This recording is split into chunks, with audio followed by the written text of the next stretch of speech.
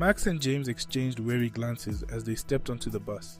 The interior was dimly lit, casting long shadows across the worn seats. The driver turned to face them, his smile unsettlingly wide, and his eyes wild with an unexplainable gleam. "Did you see that smile?"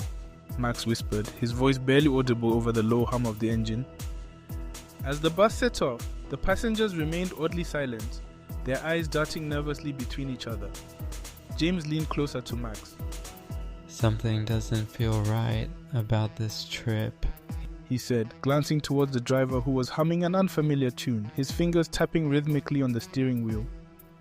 Max nodded, his unease growing with every mile.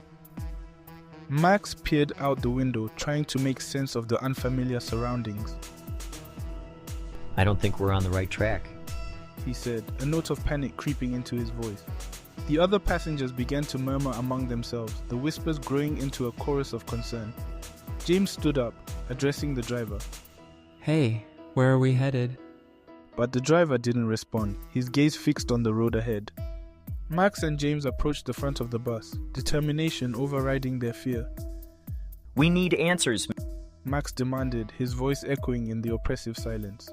The driver turned slowly, his smile never faltering. The driver spoke, his voice eerily calm. "You're all part of something greater than you understand." James led the charge, urging everyone to follow.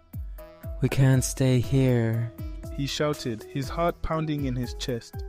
The group stumbled into the darkness, the sound of their footsteps mingling with the rustling of leaves. Behind them, the bus remained stationary, the driver's unsettling laughter echoing in the night. Max and James paused to catch their breath, the adrenaline slowly ebbing away. "That was too close," Max said, wiping sweat from his brow. "But we made it." James replied, a hint of a smile crossing his face.